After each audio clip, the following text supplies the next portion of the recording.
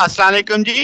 आज का टॉपिक हमारे पास क्लासिफिकेशन ऑफ बॉन्डिंग के बारे में है। हम देखेंगे कि भई आपके पास एक क्रिस्टल जब डेवलप होता है तो वो बॉन्ड्स कैसे बनते हैं एटम्स के बीच में, कौन-कौन से बॉन्ड्स होते हैं उन सबको समझते हैं।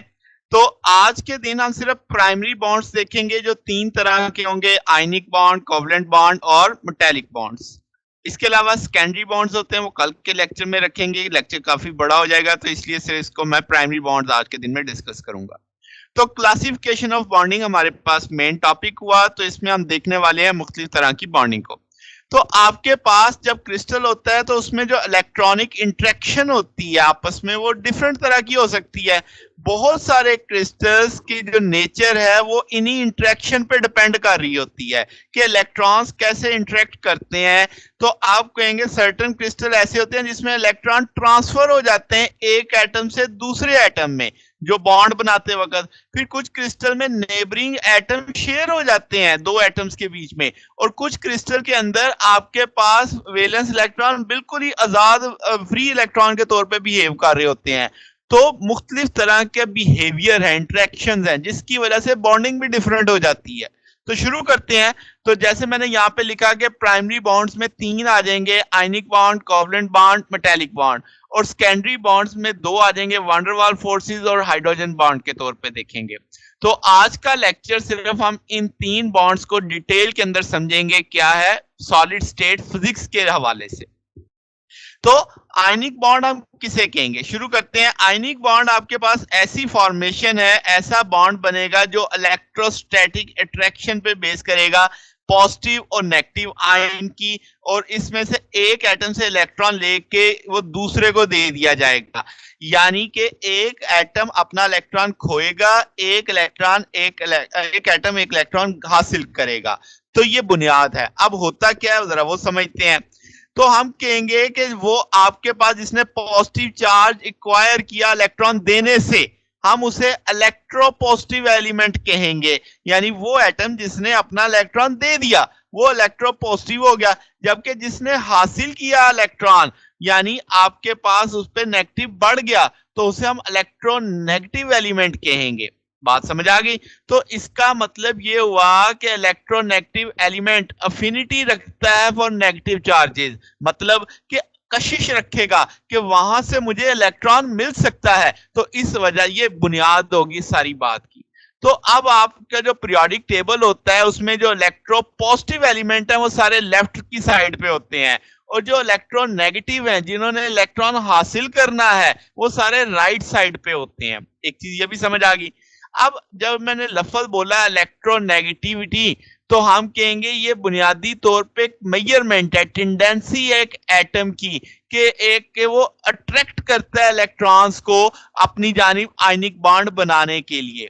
तो हम कहेंगे जितनी इलेक्ट्रोनेगेटिविटी नंबर्स में ज्यादा होगा उतना ज्यादा अट्रैक्शन होगी, उतना ज्यादा वो खींचेगा। तो जनाब इसे हम इलेक्ट्रॉन अफिनिटी का नाम भी देते हैं। फ्लोरीन आपके पास मोस्ट इलेक्ट्रोनेगेटिव एलिमेंट है जिसकी वैल्यू आपके पास 4 है। इसी तरह सीजियम है आपके पास, यानी इनकी लीस्ट है 0.7 से चली जाती है। तो इसका ये एक सादा सा आपके पास एक स्केल आ गया कि भाई फ्लोरीन सबसे ज्यादा इलेक्ट्रॉन खींचने की सलाहियत रखती है अपने पास। तो आयनिक बॉन्ड क्या हुआ, आप इसका अंदर सिंपलेस्ट बॉन्डिंग है, दो तरह के एलिमेंट हैं इलेक्ट्रोनेगेटिव इलेक्ट्रोपॉजिटिव उनके बीच में, और इस ऐसे जो है आपके पास आयनिक बॉन्ड है उनको हम हेटेरोपोलर बॉन्ड्स भी कहते हैं। अब जो क्रिस्टल सॉलिड है एटम एग्जिबिट करता है आयनिक बॉन्ड, यानी आयनिक क्रिस्टल बन जाएगा। यानी वो क्रिस्टल जहां पे आयनिक बॉन्ड बना है, आयनिक बॉन्ड के बनने से बने हैं वो, तो आयनिक क्रिस्टल हो जाएंगे।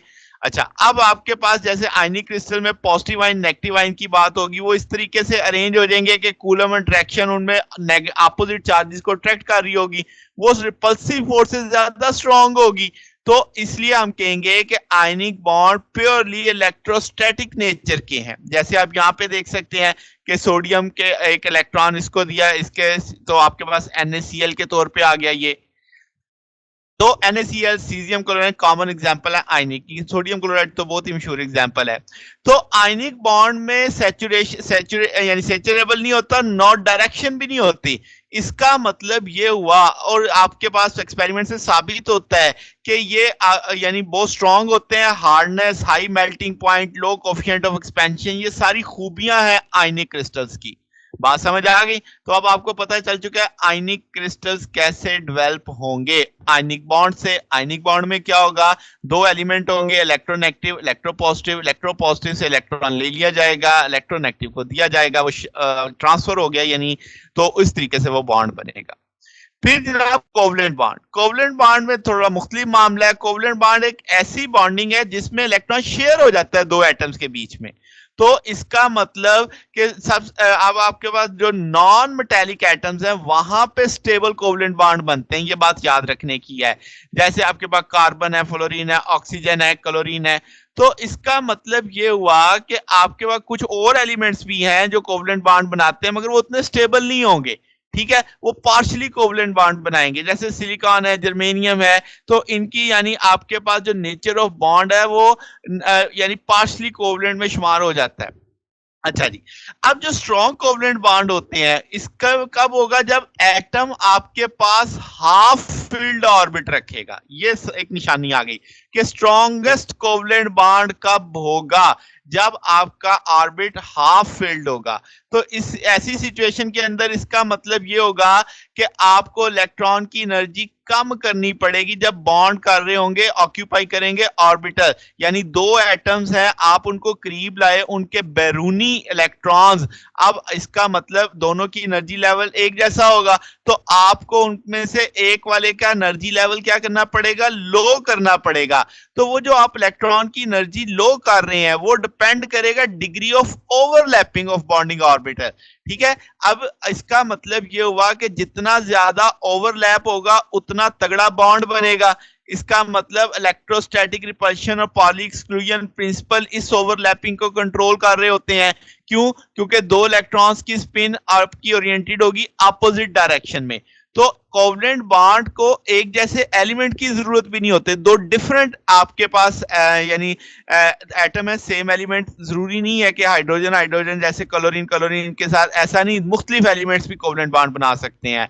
और वो उनकी जो इलेक्ट्रोनेगेटिविटी है वो कंपेरेबल होनी चाहिए, ये नहीं हो कि एक बहुत ज्यादा इलेक्ट्रोनेगेटिविटी वाला हो, एक कम वाला हो। तो इसका मतलब ये सिंगल बॉन्ड भी हो सकता है, डबल भी हो सकता है, ट्रिपल भी हो सकता है, मल्टीपल भी हो सकता है। सिंगल कोवलेंट बॉन्ड का मतलब एक इलेक्ट्रॉन शेयर हुआ, दो शेयर होंगे तो डबल कोवलेंट बॉन्ड, तीन शेयर होंगे तो ट्रिपल कोवलेंट बॉन्ड। ओके होगी बात? अच्छा, ये जो कोवलेंट बॉन्ड है पोलर भी होते हैं, नॉन पोलर भी होते हैं। पोलर समझ आ जाएगी तो नॉन पोलर खुद ही समझ आ जाएगा। पोलर बॉन्ड वो होते हैं जिसमें इलेक्ट्रॉन अनइक्वली शेयर होता है दो एटम्स के बीच में, जैसे H2O। अब ऑक्सीजन एक है, हाइड्रोजन दो है, तो इसका मतलब आपके पास एक हाइड्रोजन एक इलेक्ट्रॉन देगा, एक हाइड्रोजन एक इलेक्ट्रॉन देगा, जबकि ऑक्सीजन दो इलेक्ट्रॉन दे रही है। तो इसका मतलब ये हुआ कि ये यहाँ पे जो बॉन्ड बन रहा है वो कौन सा बन रहा है, पोलर बॉन्ड, क्योंकि इलेक्ट्रॉन अनइक्वली शेयर हुए हैं दो एटम्स की वजह से। ऑक्सीजन को दो देने पड़े और एक हाइड्रोजन को एक देना पड़ा, तो ये ऐसे बॉन्ड्स को पोलर बॉन्ड का नाम दिया जाता है। अगर हम वैसे बात करें कि हाइड्रोजन एक सिंगल इलेक्ट्रॉन कैरी करता है तो 1s1 आपका ऑर्बिटल ग्राउंड स्टेट होती है। तो अब आपने उसे फिल करना है, हाफ फिल्ड है क्योंकि पहले ऑर्बिट में दो की जरूरत होती है।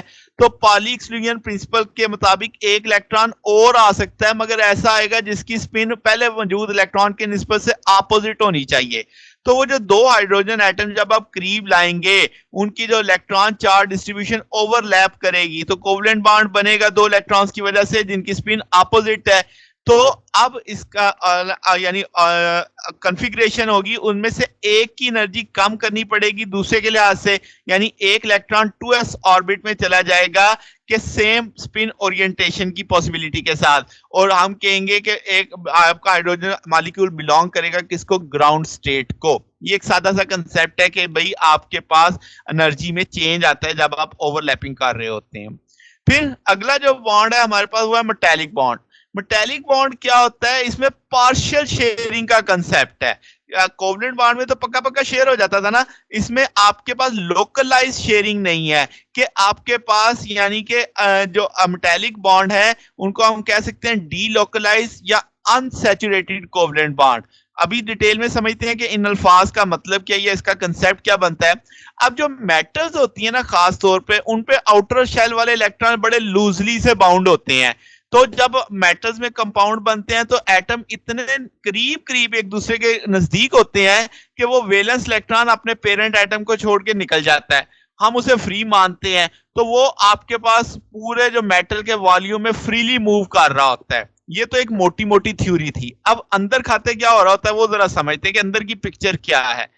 तो आपके पास जो हम कहेंगे कि आप समझो कि एक जो मेटल जो है वो उसे क्या मानो, आप कहोगे असेंबली है पॉजिटिव मेटल आयंस की, जो एम्बेडेड, जिसको रखा गया कहां पे, सीओ फ्री इलेक्ट्रॉन गैस में। यानी एक मेटल आपके ज़हन में क्या आ रहा है कि आपने पॉजिटिव मेटल आयंस को असेंबली को कहां रख दिया है, एक सीओ फ्री इलेक्ट्रॉन गैस में। अब जनाब जो अट्रैक्शन होगी कहां, किस किस के बीच में, मेटल आयंस और इलेक्ट्रॉन गैस के बीच में, वो एक कोहेसिव फोर्स जनरेट करेगी। तो यहाँ पे जो इलेक्ट्रॉन गैस है वो सर्व करेगी ग्लू के तौर पे, जो आयन कोर्स को जोड़े रखेगा इलेक्ट्रोस्टैटिक अट्रैक्शन से। तो ऐसी सूरत में जो बॉन्ड बन रहा है वो मेटेलिक बॉन्ड होगा। अब इसका मतलब ये होगा कि एटम जो होंगे इस तरह की बॉन्डिंग में, उनको एक रिक्वायर्ड नंबर ऑफ इलेक्ट्रॉन देने पड़ेंगे हमसायों को, और वो एक कॉमन पूल के थ्रू अपना ये 8 पूरे कर लेंगे जो आउटर मोस्ट शेल के लिए होते हैं। तो इसका लेट्स एक मिसाल से समझते हैं, जैसे ये तस्वीर में मैंने आपको दिखाया कि एक इलेक्ट्रॉन है, हम कह देते हैं वो एक सेंट्रल आयन के साथ अटैच है, आपने उसे इंसर्ट कर दिया डायगोनल इनटू हेक्सागोन, जैसे आप देख सकते हैं इसमें। तो ये इलेक्ट्रॉन अब एक्सपीरियंस करेगा एक अट्रैक्टिव फोर्स अपने हमसायों से, ये जो इस प्लेन में मौजूद हैं, जो इससे ऊपर हैं, जो इससे नीचे हैं।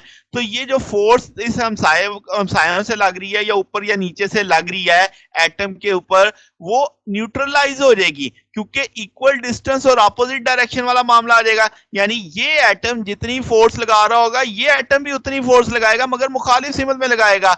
इसी तरीके से डायगोनल पे मुखालिफ हो जाएगी, तो अफेक्टिव फोर्स कितनी होगी, 0 हो गई। तो इसका मतलब यहां पे जो अब इलेक्ट्रॉन, वो फ्री इलेक्ट्रॉन है, वो आपके पूरे क्रिस्टल में आजादाना मूव कर सकता है। यही कंडीशन तमाम वैलेंस इलेक्ट्रॉन्स पे लागू हो जाती है। इसको हम फ्री इलेक्ट्रॉन वाला मामला गैस को समझ रहे होते हैं। तो ये जो आपने फ्री नेचर गैस की देखी, ये आपके पास बॉन्डिंग यानी इलेक्ट्रॉन रेजोनेट करेगा बिटवीन डिफरेंट एटम्स के, और आपके पास इसका मतलब ये बॉन्डिंग कंटिन्यूसली टाइम के साथ चेंज हो रही होगी।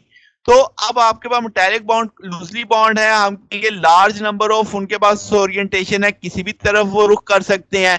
तो सादा सादा लफ्जों में बोल रहे हैं, ये बॉन्ड इंतहाई वीक होते हैं, नॉन डायरेक्शनल होते हैं, किसी भी सीमत में जहां पे उसकी वो चांस बना वहां पे वो बन जाता है। तो आपके पास ये जो फ्री इलेक्ट्रॉन वाली कहानी है, इसने बहुत सारी चीजें हमें अच्छे से समझाई, जिसमें high electrical thermal conductivity, high reflectivity और ऑप्टिसिटी। ठीक है, तो अब आपके पास हम कहेंगे जो वैलेंस इलेक्ट्रॉन की जो हकीकत में मोशन है, इसे कंडक्शन बोलते हैं जब हम मेटल्स के अंदर बात कर रहे होते हैं। तो आपके पास जो दूसरे इलेक्ट्रॉन इसके हमसाये में मौजूद हैं, जो आपके पास पार्टिकल मौजूद हैं, हम कहेंगे वो भी इसकी मोशन को क्या करेंगे, इफेक्ट करेंगे, थोड़ा करें ज्यादा करें वो एक अलग मामला है। तो आपके पास इसका मतलब कि ये जो करैक्टर है, ये जो बॉन्डिंग है, ये आपकी क्रिस्टलाइज करने की सलाहियत रखती है। तो इंतहाई क्लोज पैकिंग में चूंकि एटम होते हैं, तो वहां पे नेबर्स में यानी लार्ज नंबर ऑफ उनके हमसाये में ढेर सारे एटम हो गए, तो ढेर सारे फ्री इलेक्ट्रॉन आ जाएंगे। तो ये शेयरिंग इस तरीके से चलती चली जाती है। तो ये 3 बुनियादी बॉन्ड थे हमारे पास, ionic bond, covalent bond, metallic bond, जिनको हमने देखा। अगर आपको इसमें कोई बात पूछनी हो, डाउट हो, तो नीचे कमेंट्स में पूछ सकते हैं। वीडियो अच्छी लगी हो तो वीडियो को लाइक कीजिएगा, दोस्तों के साथ शेयर कीजिएगा, चैनल को भी सब्सक्राइब कर दीजिएगा। अब तक के लिए इतना ही, बाकी इंशाल्लाह फिर नेक्स्ट देखेंगे। ओके, अल्लाह हाफिज।